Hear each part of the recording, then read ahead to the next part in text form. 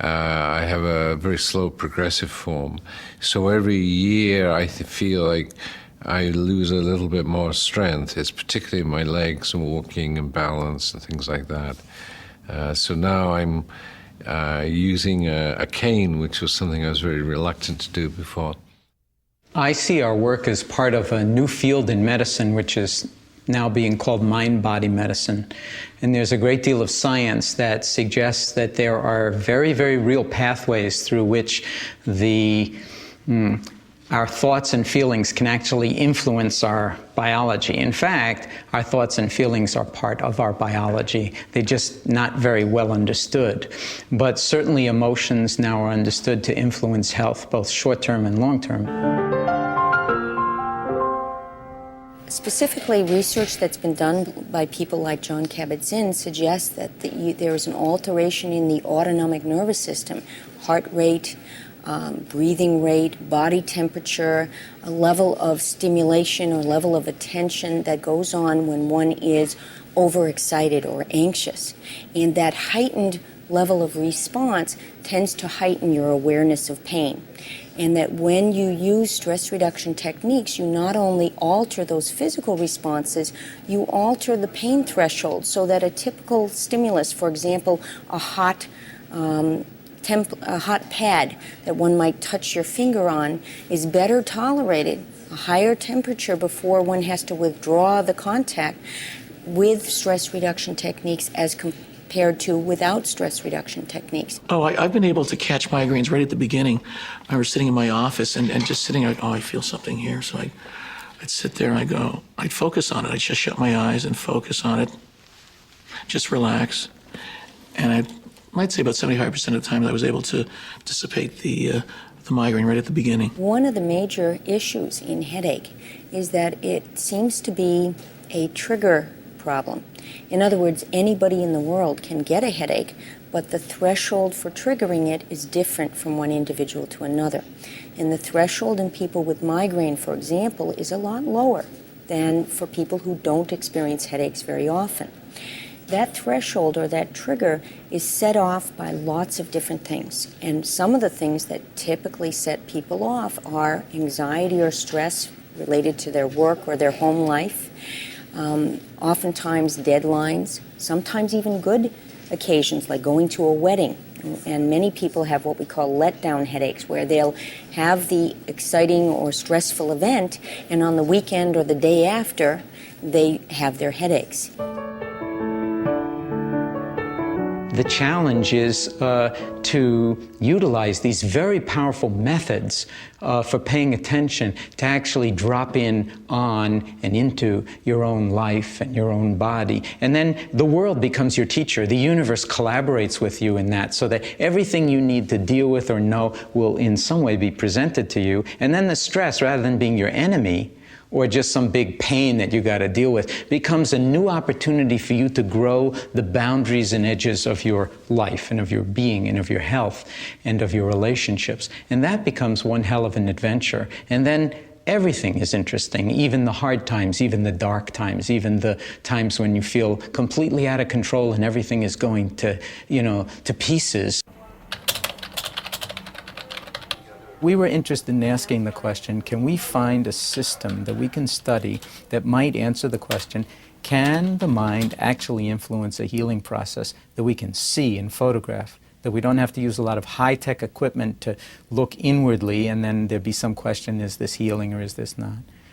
So we chose the skin disease psoriasis, which you can photograph, which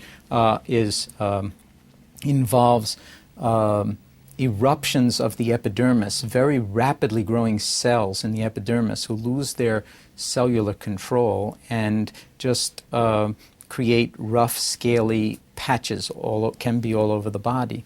Nobody really understands in detail how that disease works, but it's very clear that emotional reactivity, high levels of emotional stress can produce flare-ups and huge exacerbations.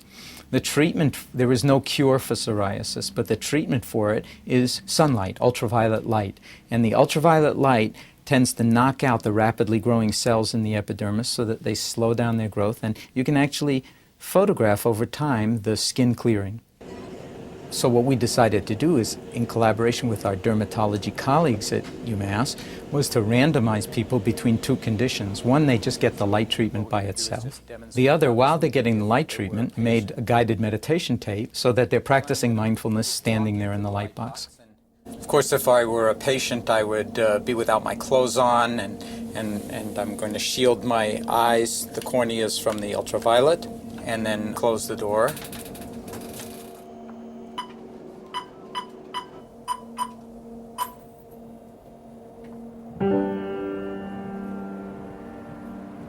As the lights come on, focusing on your breathing and feeling it as it flows in and out. And as you do, breathing in a sense of relaxation and warmth and well-being, and imagining that you're breathing out any tension and worries, impatience and fatigue that you may be feeling.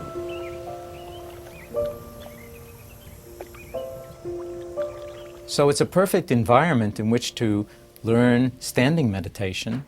And then we threw in as well, in the later segment of the treatment, that people would visualize that the ultraviolet light is actually knocking out the rapidly growing cells in the epidermis. So they're participating in intending the light to do its work and heal the skin.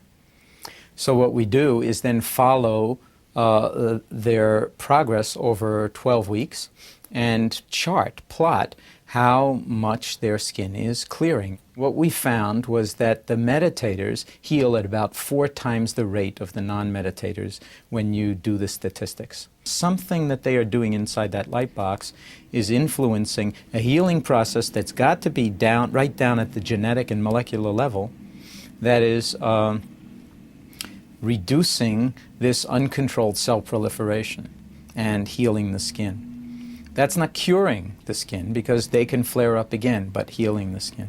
Now, there are some interesting things about this study. One is it's a built-in cost-effectiveness study, because if people meditating while they're in the light box need fewer treatments, then it will cost less.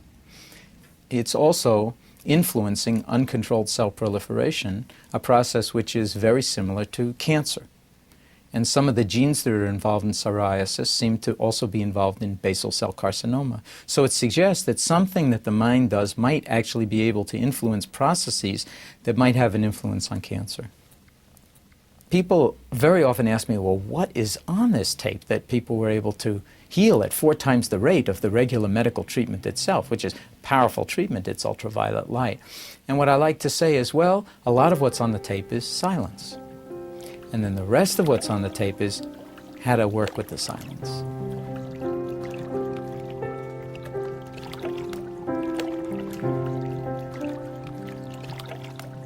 In our encounter with our patients who are sent by their doctors in the stress reduction program, we see everything that we do with them as standing in that domain of the sacred.